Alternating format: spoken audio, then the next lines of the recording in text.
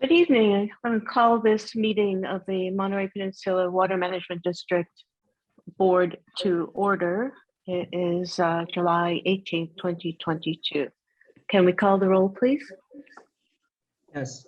Director Roberson, I am here. Director Anderson, Yes. Director Malik, Director Riley, Here. Director Edwards, Here. Vice Chair Adams, Here. Chair Paul. Here. All directors are present with the exception of Director Malik. Okay, well, we have a quorum and our general counsel is going to read us into closed session. Good evening, Madam Chair, members of the board. I do see that we have no members of the public, but we are going into closed session. There are two items on the closed session calendar. Threat to public services. There will be a meeting with the staff and district consultant concerning cybersecurity assessment and report. And there's going to be a conference with labor negotiators concerning your general staff and management units who are represented by United Public Employees of California. And you'll be meeting with the agency representative, David Stolt and Suresh Prasad. That concludes my report. So we will then proceed to closed session. Thank you. Calling the meeting to order. It's a meeting of the board, July 18th, public session. We just finished the closed session, which will be reported out later in the meeting. Can we call the roll, please? Director Roberson, Here. Director Anderson, Here. Director Riley, Here. Director Edwards, Here. Director Malik, Here. Vice Chair Adams, Here. Chair Paul. Here. All directors are present. Thank you. Any additions and corrections to the public agenda? No, there are not. Thank you. Okay. At this time, are there any public comments on the closed session agenda items? Which, The next matter that we have is the Pledge of Allegiance. So, Yeah. which we cannot forget. So let's rise for that and do that. I pledge allegiance to the flag of the United States of America and to the republic for which it stands, one nation, under God, indivisible, with liberty and justice for all.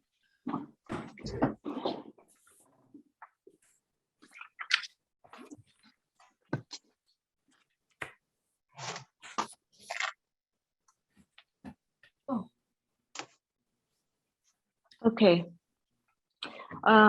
Let's ask the public if there are any members of the public that want to address the items on the consent agenda. Director Paul, do we want to just start off with oral communications first? Yes, that's what I was referring to. Yeah. Good evening. So anyone wishing to address the board on the consent calendar, information items, closed session items, or matters not listed on the agenda may only do so during oral communications. As a reminder, if you are participating via your electronic device, please make sure that you use the raise hand function, and if you're calling in, push *9. Chair Paul, I see no raised hands. Thank you, Joel. Okay, then we'll proceed to consider the consent calendar. Does anybody want to? Oh, I'm sorry. Yes, that's okay. Director? I've got my hand raised for the consent calendar. Good, go ahead. Yeah, Please. I just want to make a comment on item number 8 on the consent calendar. And I just want to say, to stress the importance of the work that the district does in conjunction with the county on this particular area of the Carmel River Lagoon. we're great partners, and I just would not want it to be left unsaid that we so very much value the work that the district does, particularly looking at some of the items that we've been dealing with down at the Carmel Lagoon. So I just wanted to make that thank you to you. And Thank you. I guess I'll pile on, since I was going to, after approval of the consent, highlight a few of the items, including that item. Just wanted to let you know we had 3 campers from Drone Camp at CSUMB a few weeks ago. And so we look forward to embracing the technology and doing the types of things that the supervisor just mentioned, among others that we hope to identify. And then I wanted to direct the public to particular attention to items 4, 5, and 6. Item 6 is a summary of the cybersecurity audit that we had done that was discussed in greater detail during the closed session, as will be reported later. And items 4 and 5 are, the staff notes include quite a nice overview of the types of things that our Sacramento and federal lobbyists have been doing with us and for us at the district. And we have had successes with about 19 million of Pure Water Monterey funding, jointly with Monterey One Water and ourselves through the help of our federal lobbyists, as well as a recent announcement in the governor's budget of 4.8 million for a 6th deep injection well for Pure Water Monterey, in conjunction with Senator Laird's office and some of the work our Sacramento lobbyist is working on, among other things, including some legislation we're looking at for next year. So they're very good overviews, and we call the public's attention to those consent calendar items. So. Thank you very much. Thank you, Supervisor Adams, for calling attention to the work that affects the Carmel Lagoon, and Dave for calling the public's attention particularly to those aspects of the work the district does. If we spend, people who want more information can read the items in the agenda packet. If we went through it in detail, the meetings would be interminable. So that's why we have a consent calendar. But I appreciate, calling the public's attention to some of the work that we do. It's helpful. Do we have a motion to approve I'll the move to consent calendar? accept the consent calendar. I'll second it. Thank you. Let's check and see if there are any members of the public that was covered by oral communications. We've already done that. So we can vote. Let's have a roll call vote, please. Director Malik, Yep. Director Roberson, Yes. Director Riley, Aye. Director Edwards, Yes. Director Anderson, Yes. Vice Chair Adams, Aye. Chair Paul. Yes, Motion carries. thank you. And now it's time for our general manager's report. Over to you, Great. Dave. I'll do some screen sharing here.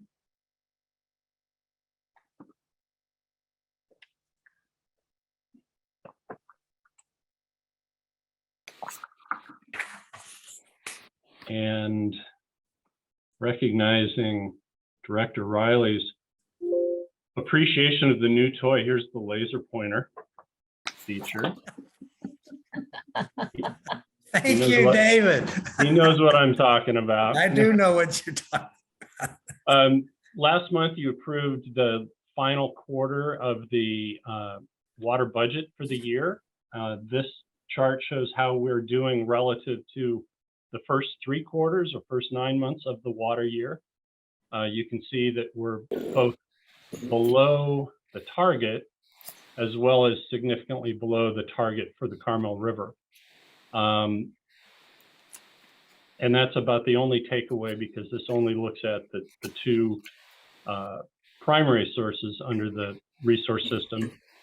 But now Pure Water Monterey appears over here, and it's now a significant piece of the pie, being about 37% of all water delivered to customers last year.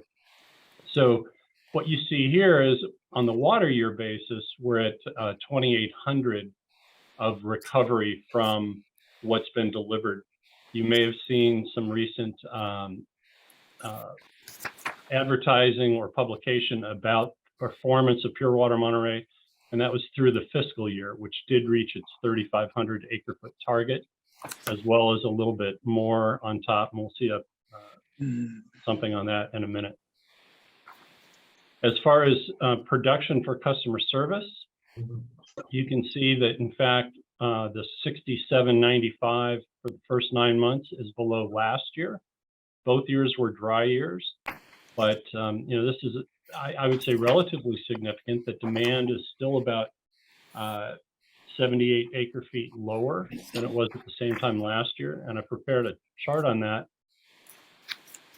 Here are the last 7 years, inclusive of the current water year, through the first 9 months of each year. And you can see that this year, even though it's a dry year, is significantly below last year, the year before that, and significantly below the first 9 months of 2018. 2017 water year did not include the wet winter that occurred later, after October 1st of 2017. So 16 and 17 could be considered dry years. So what you see there was the efforts of a lot of conservation enforcement. So it's less, I guess, a little less meaningful than a normal year, but certainly somewhat analogous to the dry year that we're in over here in 2022. Dave, why did it jump so much in 2018? I think we were coming off of a wet year in 2017, the wet winter, and all the conservation programming was off.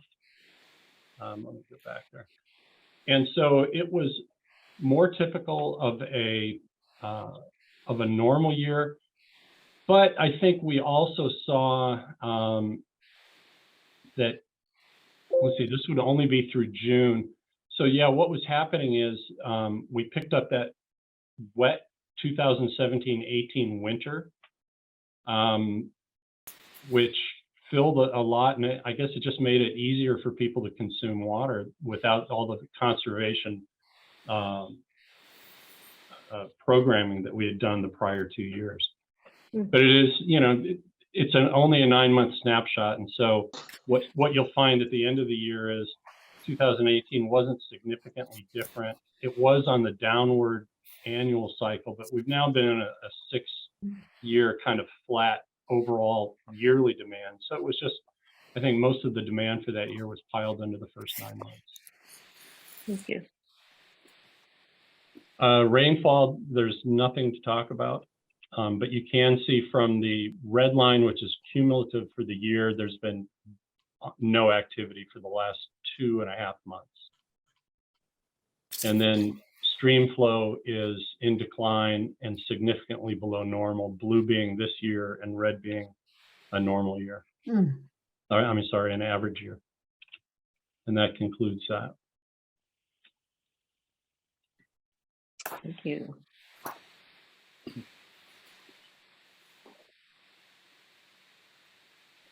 Now, moving on to some of the other things in the GM report, I do want to highlight, and so I will screen share again.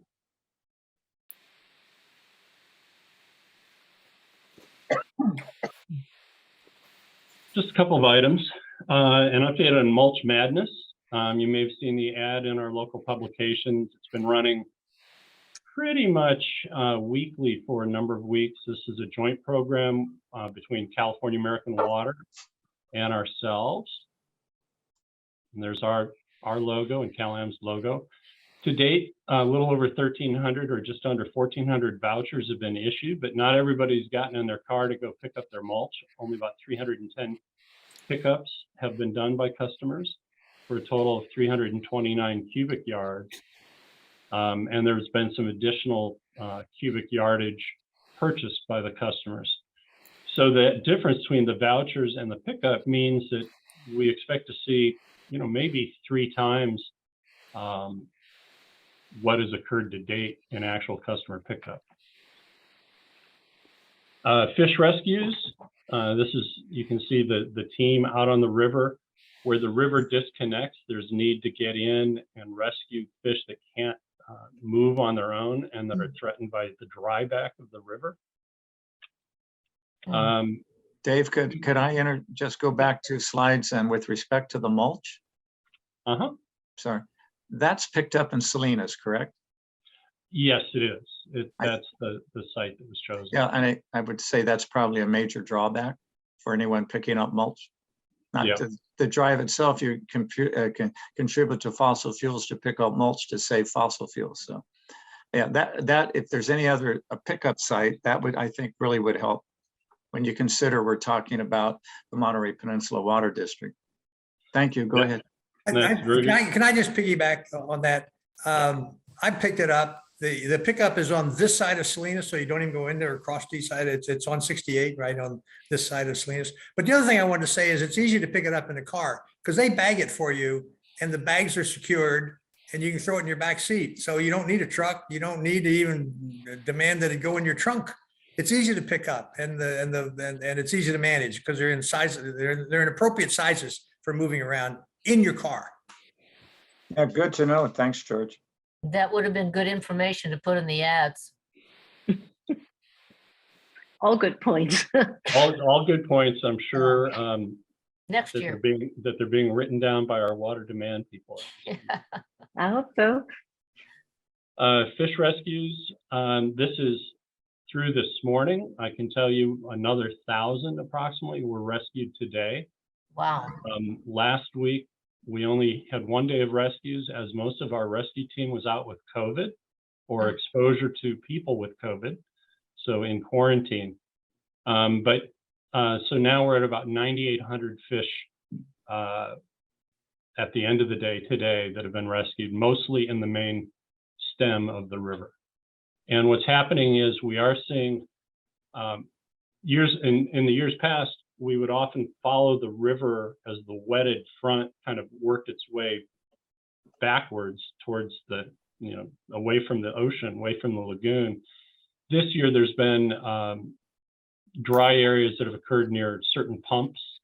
And so we've had to jump around a little bit. So we're not just following the recession of the river, we're going to wherever the hot spots are.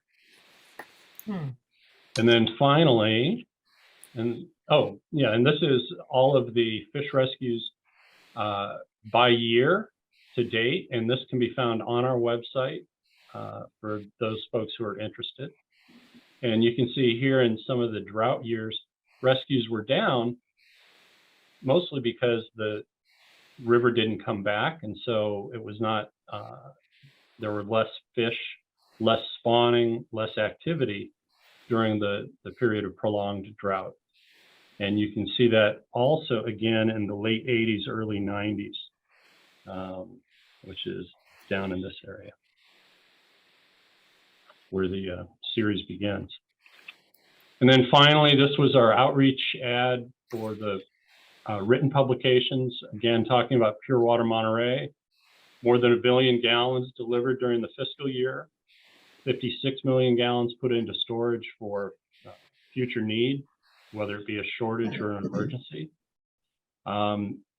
Very rigid guidelines from the State Department of Drinking Water. And just a reminder that the future of water is here. And that segues us into an update on development of water supply projects. I just wanted to highlight a couple of things. The only one that's active right now is Pure Water Monterey. And just want to let you know that deep injection wells 3 and 4 have now been operating at steady injection capacity for a few months. And we have an amended Title 22 engineering report in with the State Department of Drinking Water, who will review it. And then subsequent to that review for our injection permit, it'll be reviewed by the Regional Water Quality Control Board. We're currently awaiting a decision from the Public Utilities Commission on the water purchase agreement for the Pure Water Monterey expansion. And that's kind of the critical milestone that we're awaiting. We have tentative approval from the EPA's Water Infrastructure and Innovation Act, or WIFIA, financing program. And we're waiting, really, the last increment will be the water purchase agreement. So we have a draft funding agreement in place. It's presently being reviewed by bond counsel, but that's expected to be complete here in a week. We're also seeing that we may be experiencing longer procurement lead times for certain items for the expansion equipment and material. And the PUC process has taken a lot longer than originally anticipated. This application went in over a year ago at this point.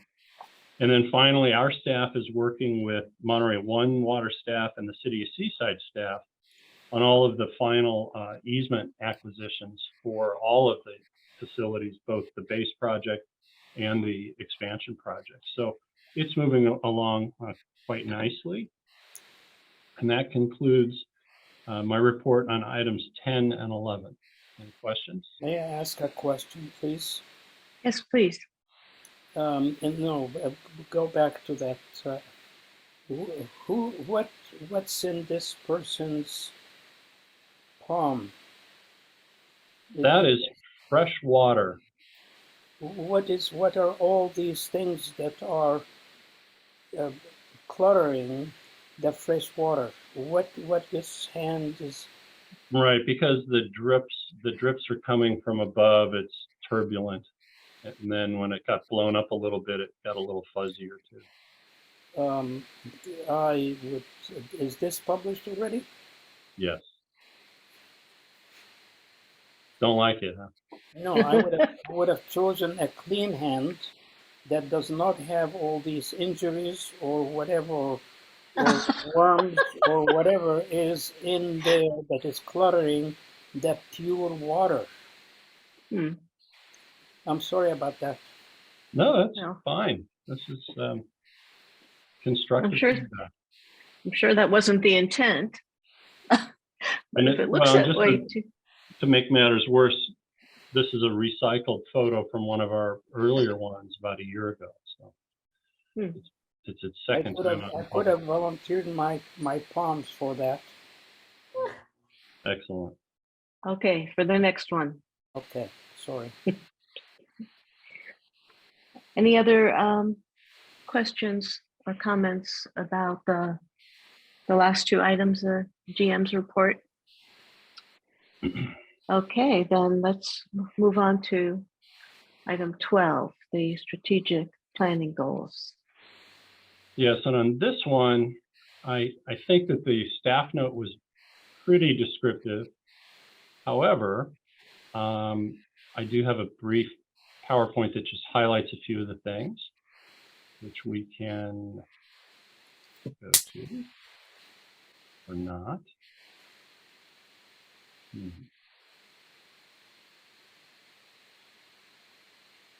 Well, that's not working. Let's try it one more time.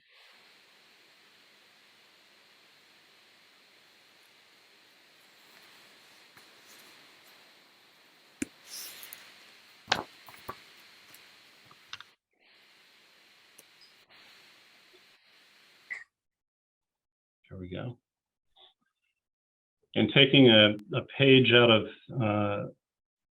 our earlier closed session reporting, I've put them in red, green, and red, yellow, and green. Yeah. Green are the ones that we've made most progress on or are actively in progress. Yellow is either on hold or moving slowly, and red hasn't gotten started yet. Our first goal, and pretty much the district's primary goal for the last many years, has been to secure a safe, reliable, sustainable, diversified, and affordable legal water supply for the Monterey Peninsula. And we've completed, as I mentioned earlier, deep injection wells 3 and 4 to expand the capacity of Pure Water Monterey. Here we got to take care of Director Riley. And we had been working on expanding the base capacity by 400 to 600 acre feet per year, but that's reliant on that Title 22 amended engineers report. and it's gotten kind of kicked down the road by the Department of Drinking Water at the state. And we don't expect their review to be complete, best case, until December, which is why this one is in yellow. And that's working in partnership with Monterey One Water, as is the expansion project, which, as I mentioned, the PUC process is as yet unresolved. On our longer term objectives, we will be back with an agenda item at the August board meeting to proceed with the process of acquiring the assets of the Monterey Water System of Cal-Am, and we'll talk about that again at the August meeting. But because we don't have the expansion approved, we have not yet, well, we have a plan, but it requires Cal-Am's participation or the state water board's waiving of Cal-Am's participation. And it's likely going to require the testimony of the phase 2 portion of the current Public Utilities Commission process, which is all about supply and demand and meeting future long-term water needs. Our second goal area was the continued pursuit of public ownership of the water distribution system. As I mentioned, we will be back in August, but we are in the midst of the seeking of judicial review of the LAFCO decision. This area is what we'll be talking about in August, which is appraisal, offer, and findings for a hearing of public necessity, which means that the hearing of public necessity is kind of on that yellow zone, probably not likely until very late in this calendar year or early next calendar year. And then any sort of public outreach or public awareness campaign cannot get started until, of course, we're in that mode. And so that's why that one's in red. And same thing with the longer term objectives. Can't do a bench trial till we do the hearing of public necessity up here. And we can't succeed, of course, till we get there and so forth. But we do continue to do the planning for what it might look like here at the district should it be successful. The third goal area is to be a regional leader on water issues and continue to raise the district's profile and work on public trust issues. We did accomplish looking at the RENA numbers, the water for housing. We backed off a little bit up in Sacramento on the water for housing relative to condition 2 of the cease and desist order, but it has not been forgotten. We've been coordinating with other agencies pretty regularly, to be honest. We've got a very good cooperative job-alike group with the general managers of both public sector and investor-owned utilities here locally. We continue to, respond to the press and make data available and fulfill that position. The Salinas and Carmel River Basin studies, we are a little bit at the mercy of the U.S. Bureau of Reclamation, who's driving that process, and it's not moving as quickly as we would like. And we are continuing to coordinate and communicate, as mentioned earlier, with other districts. We remain the coordinator for the IRWM, or the Integrated Regional Water Management Program process. And these are just remaining in the long term of what we talked about on the short term. Area number 4 is looking for long-range surface and groundwater resource needs. And the Los Padres Dam Alternative Study is in its final point. We're waiting for the final write-up. I think it's expected by October.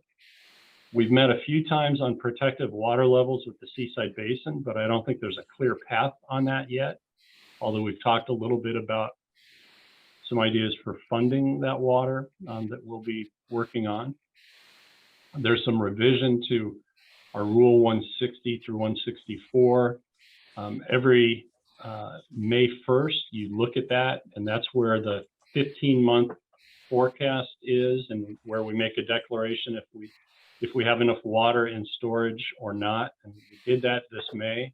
But I think as we move forward to a lower water right by Cal-Am off the Carmel River the impacts of the non-CalAm pumpers become more significant on a relative basis. And so one of the things we want to do is go relook at what we're assigning to the non-CalAm pumpers. And so this will eventually turn to yellow and hopefully green before the year is out. The climate change impacts, that's a significant piece of that basin study that I mentioned earlier, and that we're a little bit at the mercy of the U.S. Bureau of Reclamation on the timing and progress on that. We've already talked about protective water levels, both up here as a near-term and a long-term goal. And then we continue in the regional discussion, as we mentioned in the last goal area. And then earlier I mentioned some of our funding successes. So I think we're doing the best we can, which is why that's green lighted in this case. Goal area number 5, which is protect and enhance the district's financial resources. We just adopted a budget for the fiscal year going forward. We're in the midst of our audit. At the conclusion of the audit, we'll apply for another GFOA award. We've got a continuous streak of about 8 years going. I see no reason for that to change. We maintain our CSDA, which is California Special Districts Association Transparency Certificate. We have continued to inform the board about strategies for PERS and post-retirement liabilities. And we have set aside some monies in funds and created named funds for that purpose in our series of reserves. We will pay down a portion of the Mechanics Bank loan here in July or August, about $500,000. And we will begin to look at whether that loan should be refinanced or paid off with district reserves at the end of this fiscal year. We continue to improve our asset management documentation in our budget process. And we're getting more and more financial documents posted online. Suresh always loves it when I put the heat on. But usually, somebody asks for, where's your budget? I know you passed it. Why isn't it on the website? And so that's the goal now, is to try to get these things available within 1 month of adoption. And we continue to make progress on the district's adopted policy of now 4 years ago to try to generate any surplus user fee revenues to start continuing to pay down the Mechanics Bank loan. We did a payment last year. We'll do a payment this year, and then pay ourselves back for some of the water supply projects. Promote and enhance organizational efficiency and effectiveness. We did look at remote work policies. We did a survey of many special districts. We've come to the conclusion that we're not going to have a formal schedule of employee remote work, that it will be on a case-by-case basis between an employee and his or her supervisor, and with attention given to whether an employee is a customer-facing employee, a field-working employee, or kind of a back office operations employee. I can tell you the survey that we did indicates that the majority of other special districts do not have a remote work policy, and those that don't tend to only use it when somebody tests positive or has an exposure to someone who's tested positive and needs to quarantine for 5 days. There are 3 special districts that do have a policy that's ongoing, one requiring at least 2 days a week in the office for certain classes of employees, and the 2 others requiring at least 3 days a week for certain classes of employees. But one of the special districts that shall go nameless said our policy is show up for work or you're fired, which I think represents one far end of the spectrum. And one of the other agencies has a you need to be in the office 3 days a week, including a Wednesday called Work Wednesday, so they can schedule meetings and collaborative work and so forth. But the spectrum in between is not very vast. That most, as I said, agencies do not have a remote work policy. We need to update ours because we have one that's grossly ineffective for where we are today, and that's in the last stages of editing. You've requested that I identify the type of support needed in my office, and in conjunction with 2 other management employees, we've been talking that one through, and we've got some ideas. And then electronic document storage, we continue to try to make progress there. I just got educated in how to find the personnel records online, so that's a bonus. But we've made no progress in developing a sustainability plan for the district, which will probably include picking up mulch at a closer location next year. And spreading it all around the district Glad to headquarters. know. Exactly. Overhaul, the public outreach effort. For those of you who sit on the public outreach committee, you know how challenging that is going for us. The overhaul requires a decision on who's going to represent us in those activities, an employee or a consultant, and whether that consultant can be found locally or we need to go to a little greater talent pool. So we still have public awareness going, as you can see from the ads and the activities and the webinars that we've been doing. We're not there yet on Measure J. Hope to be there with these activities we'll talk about in August. But this one, you know, a new public outreach model, we've talked about it quite a bit, but we're just not there yet. And so none of the long-term objectives are getting dealt with because we can't take care of that near term. And that concludes an update, the mid-year update on strategic goals. Dave, thank you very, very much for that. It's really excellent. And I find as a board member, very, very helpful to do that review and assessment. And first of all, to remind ourselves of what our goals are. And there's so many moving parts. So to be reminded of and to take stock of, you know, where we're making progress, where we, just where we are in all of those efforts. I find it very, very helpful. And for members of the public who are following what the district is doing or trying to follow, I imagine it's equally helpful, especially since that PowerPoint will be posted on our website, I assume. Yes. Correct? Yeah. Yep. Do members have comments or questions on any of these? Yes, George. I was glad to see that there seems to be an end or coming near to the end, Los Padres Dam alternatives. I'm guessing, and maybe you can just expand or just to touch on this, Dave, that's gonna demand a fair amount of time in sorting out the alternatives and addressing high priority aspects of the alternatives.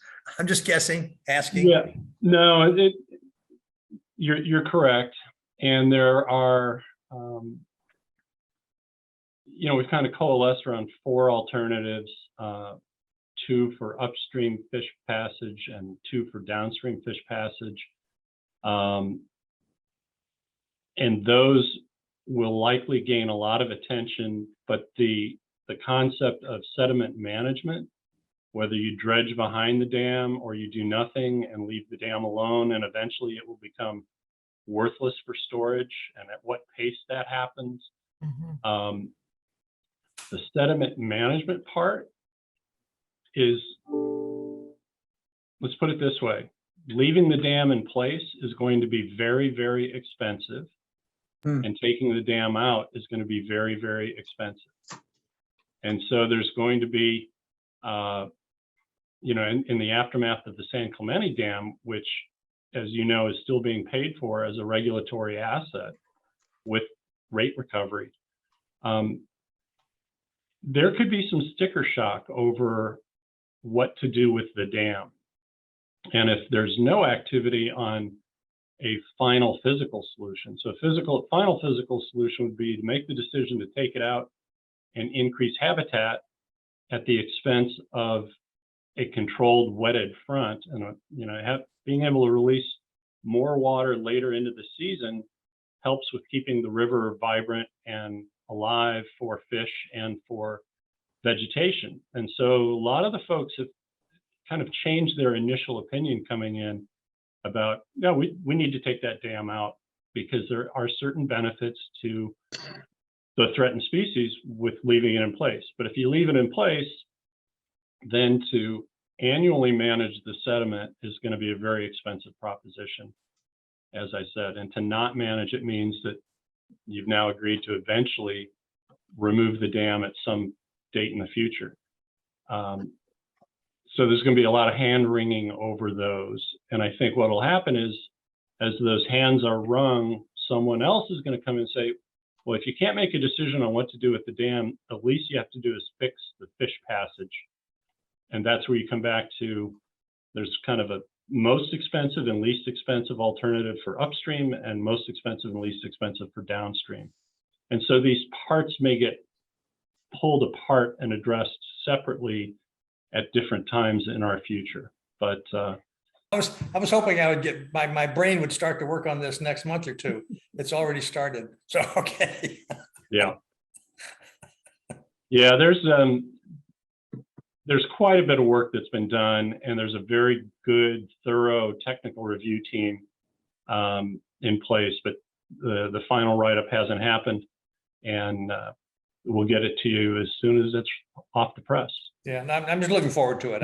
That's what I really wanted to comment on. Yep. Yeah. Supervisor Adams. Thank you. I wanted to back up a little bit and ask a question about expansion. And I know we're waiting with the CPUC to come up with the water purchase agreement. But what I was wondering about is two things. One, have we started, or are we going to start working on doing the water allocations for pure water expansion? And then in addition to that, do we have to wait until the CDO is actually lifted before we can use any of those additional water sources? That's a pretty good question. So we have in the past allocated water to jurisdictions in anticipation of a new project coming online. Right. And that is a possibility here. But the starting of the allocation process is basically the same day that we get a water purchase agreement amended and restated water purchase agreement signed, because that means now we've got water that's coming 20 to 24 months down the line. And so that's what we've been waiting on all along, is the next increment of water to actually be inked as a deal.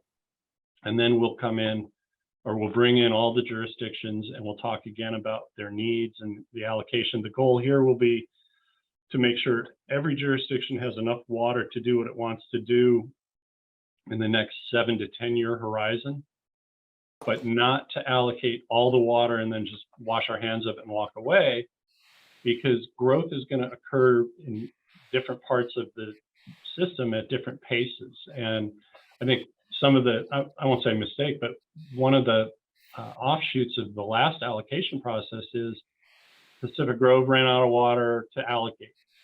Monterey ran out of water to allocate. Seaside still has quite a bit of water, but that's because most of their growth was focused on the redevelopment agencies, which A, got taken away by Governor Brown, and B, require the setting of new meters. And they don't have enough infill projects for which new meters aren't necessary. So they're sitting here waiting on new meters, which can't happen until the CDO is lifted. So our goal is to start that process with the letting of the construction contracts, and then to have it ready to go before the project comes online. Thank you. Yep. So who can we nudge at the CPUC? I was Well- going to say, it's so frustrating that it's taking so long. We had hoped when we filed that application that we're hoping for decision in maybe 6 months or a little bit more than 6 months. And looks like it's going to end up taking 1.5 years. It's just so frustrating. Yeah, the chair is spot on. And when we set, for example, there's a date for performance in the contract. Well, the three parties who drafted the contract, and remember there was some lengthy discussion over a couple of sections of the contract that we had difficulty living with. So that took a while, but we finally got there. And all of the applicant and the interveners all said, can you expedite this? Can you expedite it? Thinking maybe 180-day process. And that was kind of the expectation when we put a date in the contract. And here it is, it's over a year. And the judges said a proposed decision within 90 days of the reply briefs, which puts it at about September 19th. And I've not really seen any of those proposed decisions come in much ahead of what's in the scoping memo, and that's what's in the scoping memo. And then when a proposed decision comes out, there will be an identified next voting meeting of the commission. And we're thinking this one will probably be identified as the October 20th voting meeting. And then once they vote a final decision, it usually takes another 5 days before it's published. On average, it's about 41 days from the publication of a proposed decision that you get a final decision. And so until a final decision is rendered, we have nothing to sign. So, we'll be looking at what we thought might be 180 days turning into a year and 4 months, 5 months.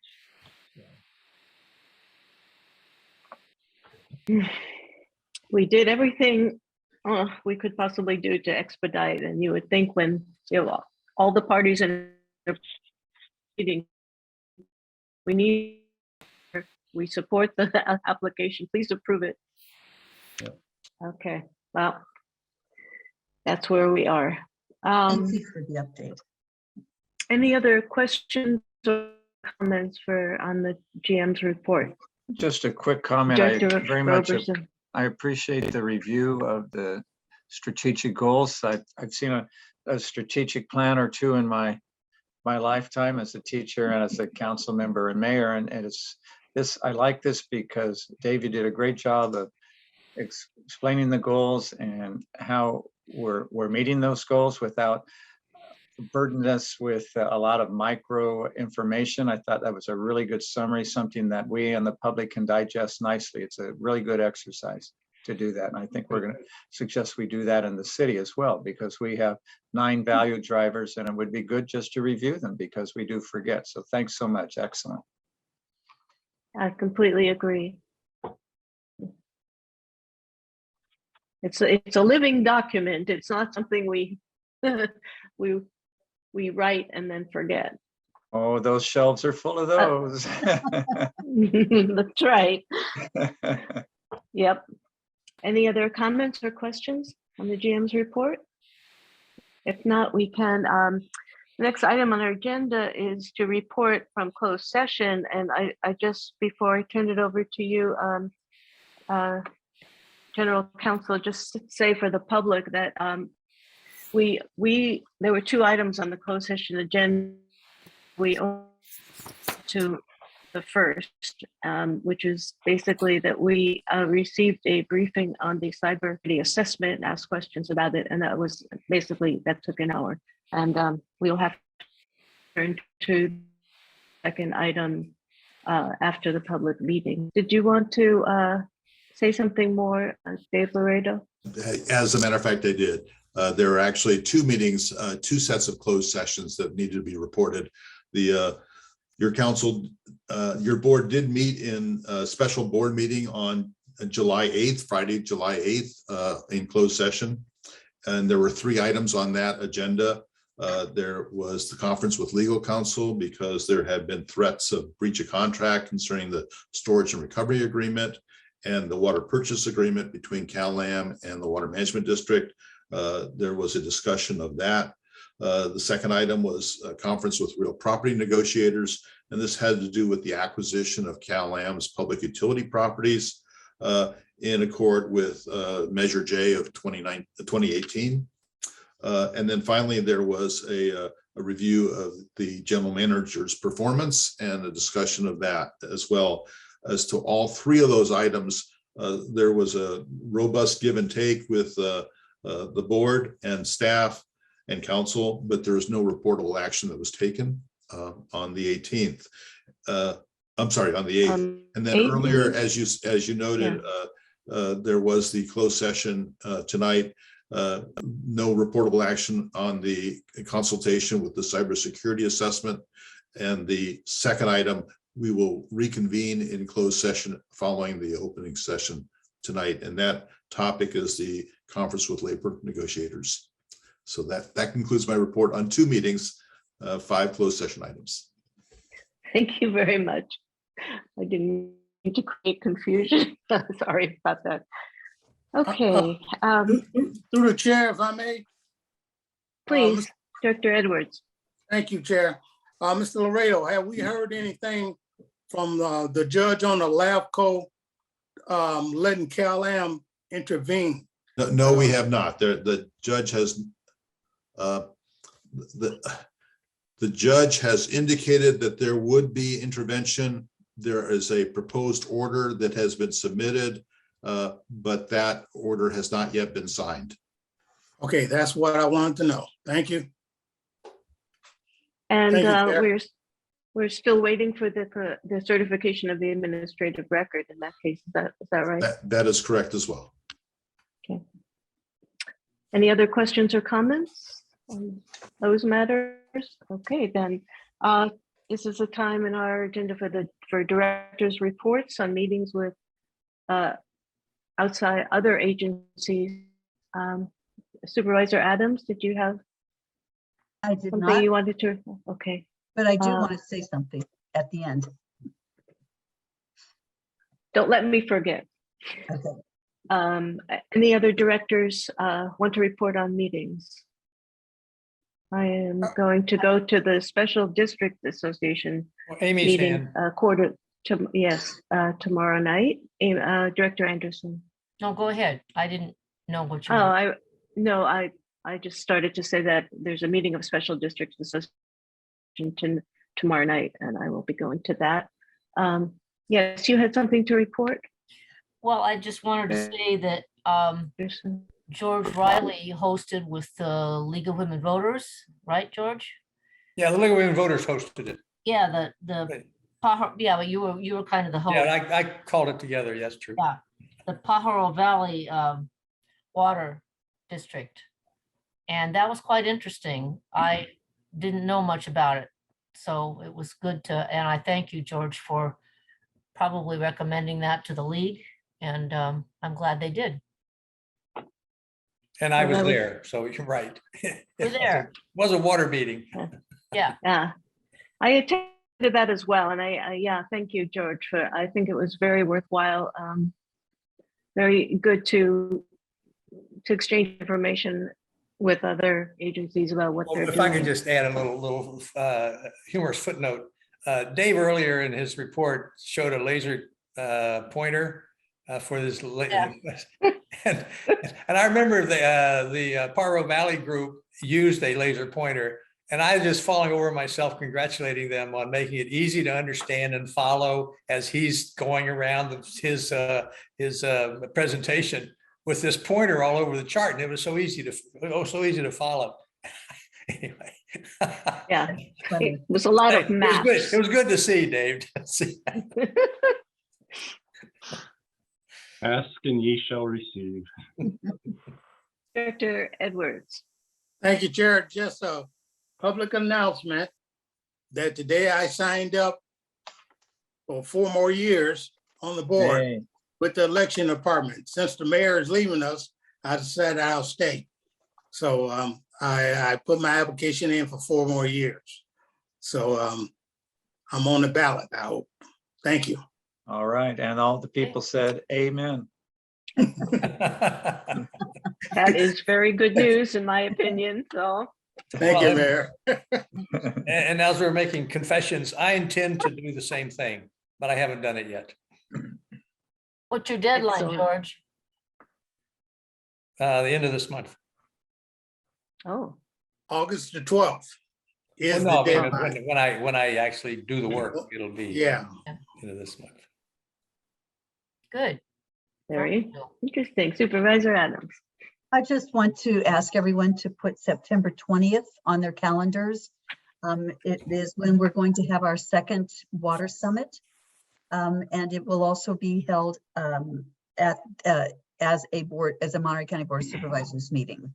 So it will be 1:30 on September 20th.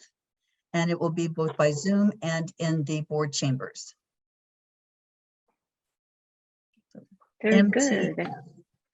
And I assume you'll be sending out an agenda maybe a few weeks before the meeting? Yes, yeah, we'll be reaching out. At this point, we're still formulating the presenters that we're going to have. So it's good. Thank you. Very good, thank you. Okay.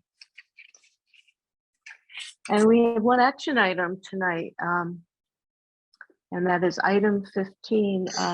Dave Stolt, will you be presenting that to us? I will, and Joelle, if you bring over the call-in number with the 408 area code, that's Mark Brannon, the owner's rep for Montage. And Mark, is Brett with you, or are you on your own? Hi, Dave. No, Brett Silvestri and I are both here. Okay, great. So let me introduce this item. Montage Health is endeavoring to put in an approximately 50,000 square foot building, its fourth building on the Upper Ragsdale portion of its campus. The previous three buildings are all complete and in service.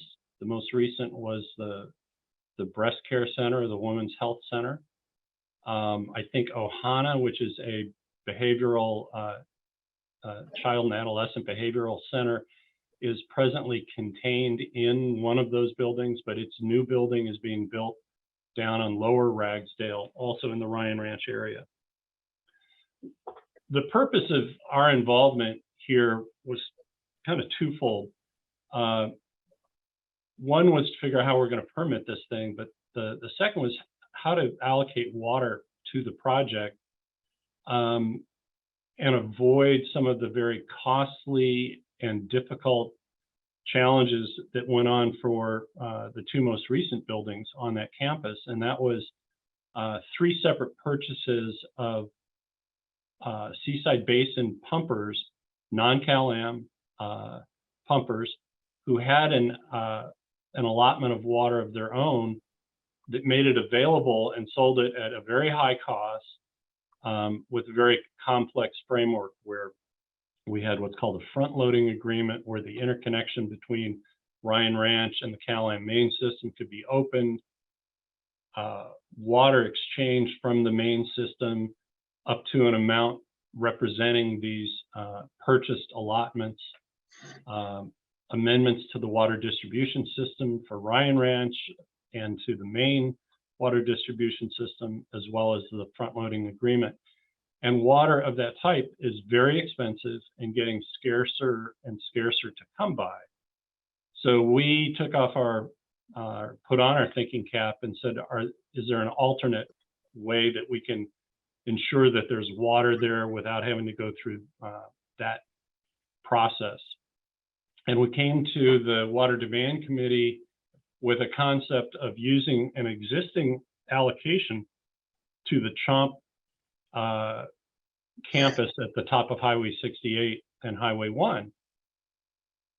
And then after thinking about that for a while, Stephanie Locke, with her institutional memory, revealed that we had actually created an overall cap for the Chomp campus, and that special allotment no longer really existed. And that overall cap controlled how much water they could use there. And so we set out to figure out how much water they were currently using, went through multiple years of actual records to determine that they were nowhere near their cap, and that if somehow we could move water from their campus at the hospital to Ryan Ranch, then we could allocate that water and move ahead.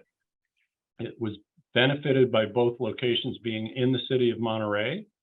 So that opened up the world to possibly a transfer, or just our first idea, which was to just allocate some of that previously existing capped water. What Water Demand Committee did at its July 7th meeting was make a recommendation, and the recommendation is to take the Ryan Ranch campus and move it into the overall definition of a hospital site, and then add the hospital site denotation to our current definition of site, which would be very consistent with what we've done for jurisdictions. Any city property is part of the city site. Unified school districts, any school property is a part of a unified school district site, and accredited institutions of higher learning, such as MIS, where any of their properties would constitute a site. And that got us away from our long-standing requirement that a site had to be contiguous and under common ownership. So that's the proposal that's here. And I'm going to screen share just for a second on a couple of things.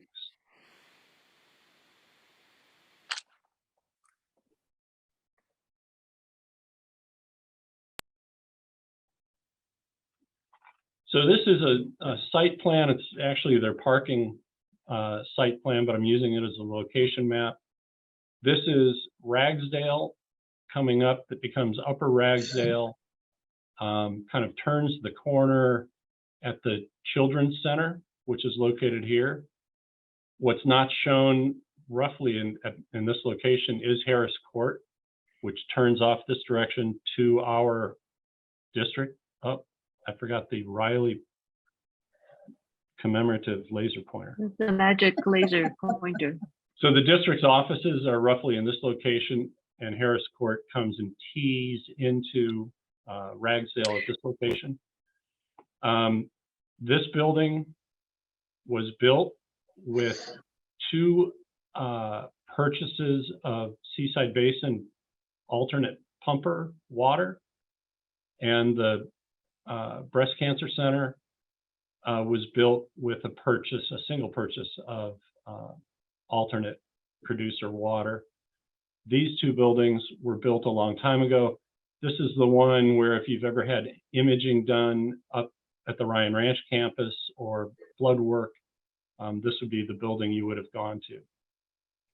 The new location is over here, and it represents kind of the last available parcel for building in this Ryan Ranch campus.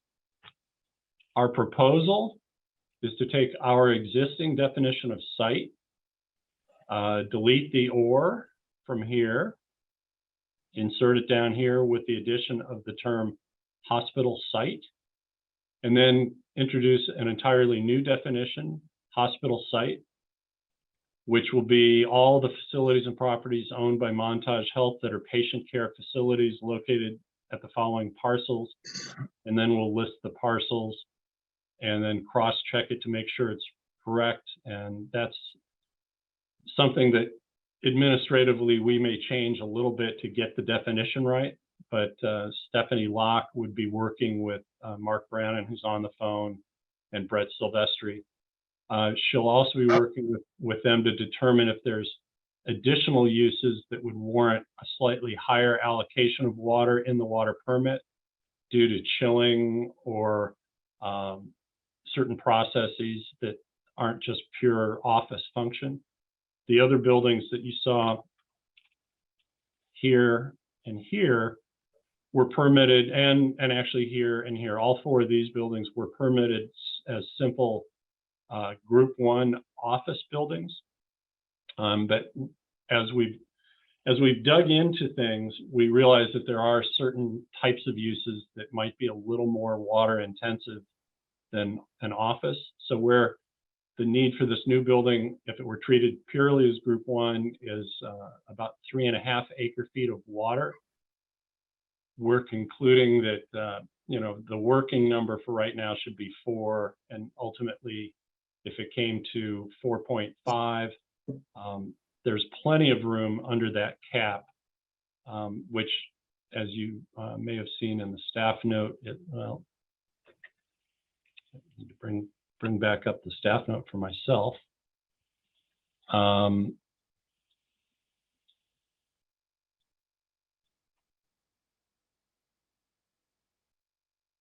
Yeah, there's about 36.5, 37 acre-feet of unused capacity under the cap.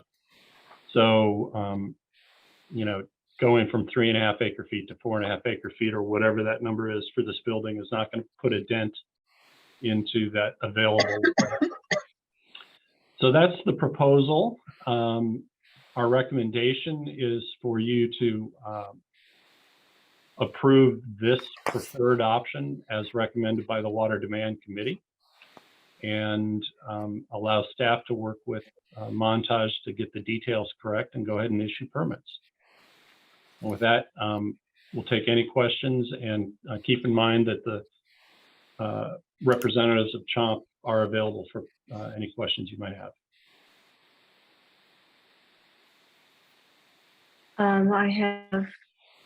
Okay, Director Edwards, why don't you go first? Yeah, thank you, Chair. I listened to the meeting of the Water Demand on this. Just some concerns. We're not getting any water out of district reserves for this project. Are we? Yes or no? Correct. We are not. And Mr. Laredo will be on good ground if we do this. We wouldn't have a certain attorney out there calling us saying we violated a rule doing this, will we? I can't guarantee there won't be someone saying that, but I do believe that you have the authority to do this. Okay, that's why I wanted to make sure. All right, that's all I have right now. Yeah, and Stephanie just texted me to point out, we will do this by ordinance, because we'll be adding to Rule 11, which is the definitions. So you'll see it there, and there'll be two readings of that. And this Okay, is not a project for purposes of CEQA, because we're just we're redefining the site for purposes. Yeah, Stephanie, And that doesn't constitute a project. Is that your that's our understanding? understanding. Yeah, Stephanie, did you do a project checklist or anything for the previous definition change? I'll have to go back and look. Yeah, But we'll do the minimum. I do believe it's a project. I believe that we can process this without an EIR. Yeah, so the building itself has its environmental review, which, the Montage Health will be dealing with all of that. The allocation, because the cap already went through environmental review when it was established, and it has not been exceeded, then, it's whose project is it?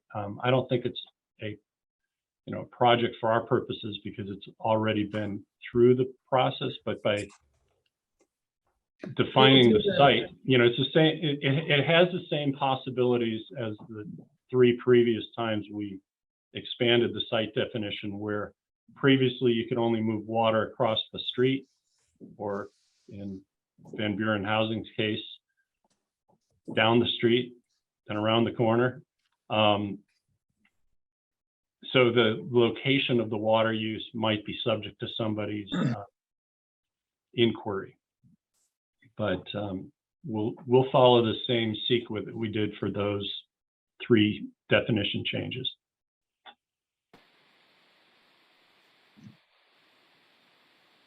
So it's, I don't know, can you clarify? So this, I assume an EIR has been done or will be done for the facility that's going to be built. The city will be doing But- the SEQ work for the actual project. But, The yeah. district, when we do the ordinance, I'll be going through and making sure that we've checked everything. Uh-huh. Yeah, Mark or Brett, do you want to answer anything about how SEQA will get done? Well, the project's already been approved back in 2002, I believe. And so we're getting around to essentially the housekeeping for the city and actually trying to go build the building.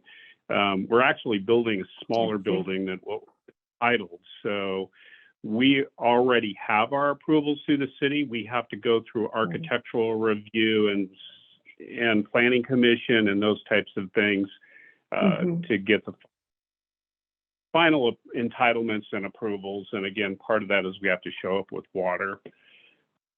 We'll serve letter from PG&E and alike. So as far as any impacts to the community or anything else, those have already been taken into consideration when we got the original entitlements.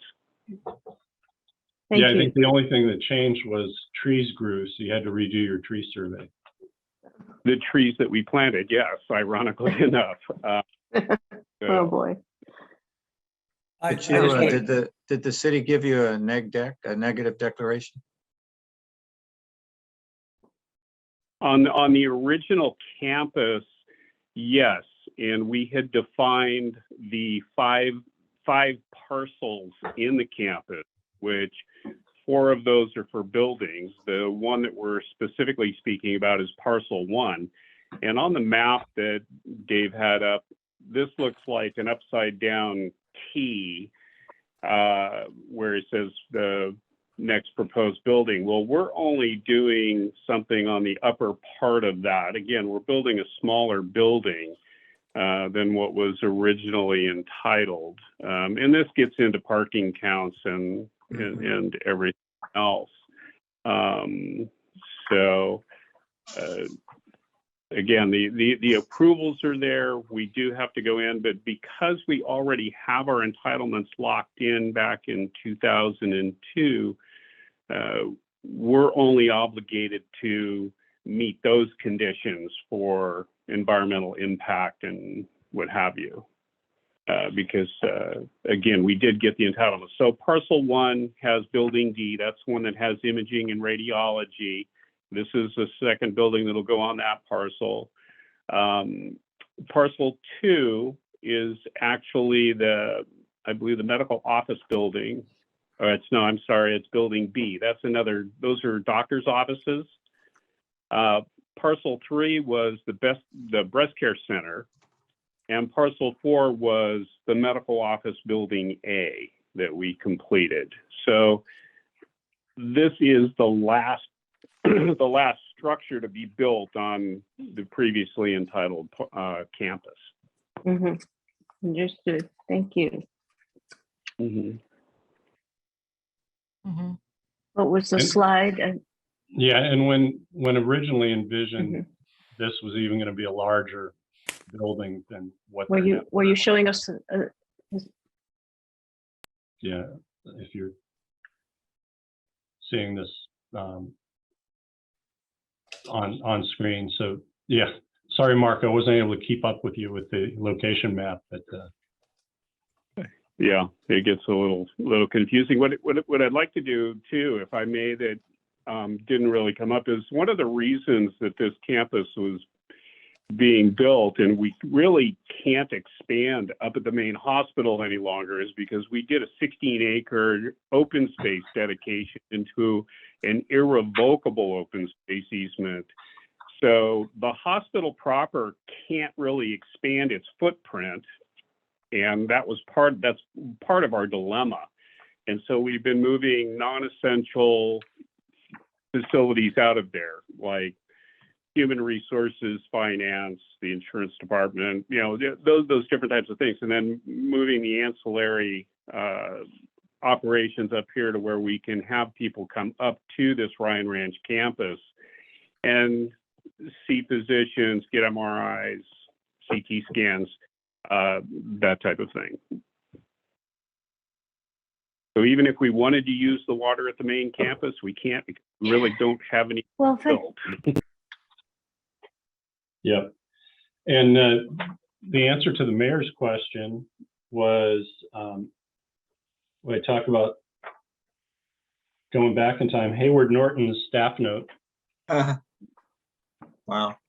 said, let's see, it's finding 14, a negative declaration has been prepared for the project. And staff recommends Planning Commission approve the negative deck with the proposed mitigation measures. So that's what they did. Yes. Hmm. Could I ask maybe a related question, or maybe it's not related? In the past, when the city of Monterey wanted to transfer water from one parcel to another, it was determined by the water district that the parcels were supposed to be contiguous, right next to one another. However, because the city owns the city streets, then water on one east side of Monterey can be transferred to water on the west side of Monterey because it's contiguous, because it's owned by the city. So the city streets allowed us to do that. And this is somewhat analogous, I think, where you take a look at the whole site, the whole operation as a whole, rather than where its individual parcels are. And so with this concept, do you think, and Dave, General Manager, you mentioned school districts too, would something like this be worth exploring for MPWMD as they close schools? Yeah, we did. So the first one we did was for the cities because while now that you've explained it to all of the public out there, yes, that is what we did because we wanted to make sure that Van Buren housing got done. But even our general counsel and a few of our staffers said, well, that was really creative, Dave Stolt. Let's not have to do it again that way. Let's change the definition. So we did jurisdictions first, and then we came back for the school districts and added them to the similar treatment. And then our third round was the accredited institutions of higher education. So that model evolved because of the cities, and it And then started the making, Army and naval support activities also, remember? that's right. We put it in there, but they don't have an allocation yet. Right. Yep.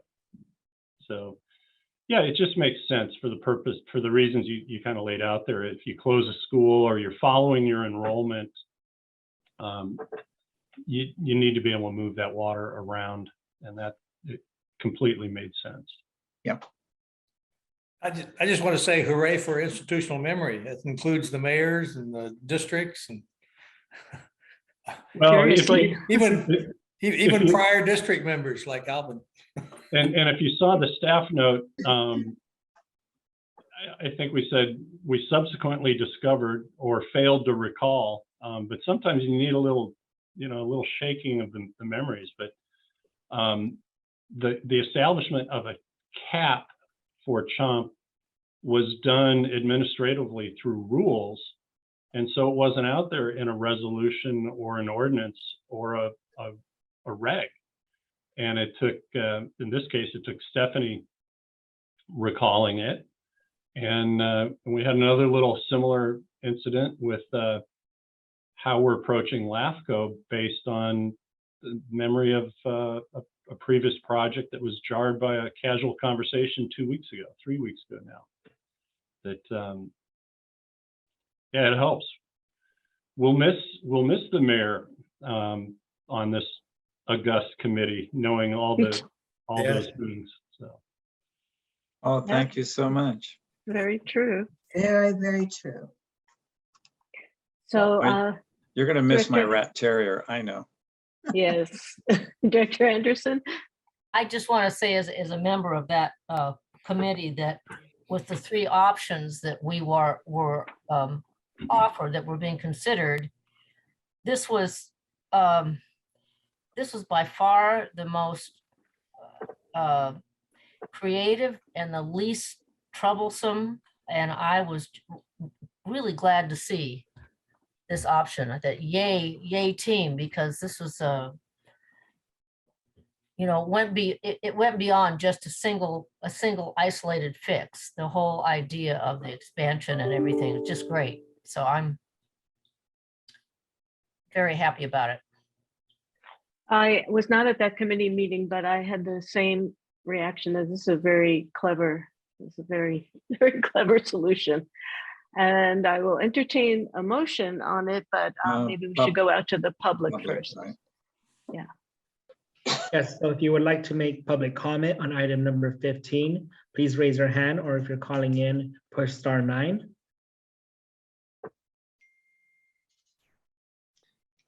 Chair Paul, I see no raised hands. Thank you, Joelle. Is there a motion on Yes, this? I make a motion to approve. There's a motion to approve. There's a second, George. I'll second. Director Riley is seconded. Let's have a roll call vote, please. Director Riley, Aye. Director Mallet. Yep. Director Anderson, Yes. Director Roberson, Aye. Director Edwards, Yes, Vice Chair Adams, Aye. Chair Paul. Yes, The motion carries on a vote of 7-0. very good work by staff and the committee. Mark and Brett, thank you for joining us. Thank you. Yeah, thank Thank you. Through the chair, I'd like to just have a comment before we close about a Yeah. letter in our packet. Uh-huh, please. Well, there's a particular letter in that names me personally in various ways. And I just want the district board to know and staff to know that I officially resigned from Public Water Now shortly after the election. It was November 19th, 2018. And I officially notified the Public Utilities Commission that I was no longer representing Public Water Now. And that happened in December of that month. So the letter's got some major errors in it. I just wanted to say that. Okay, thank you. Thank you, Director Riley. And if there are there any questions or questions about the informational items? Then we will adjourn and We're going to reconvene in closed session, though. yes, and yes, I haven't forgotten. 5-minute break.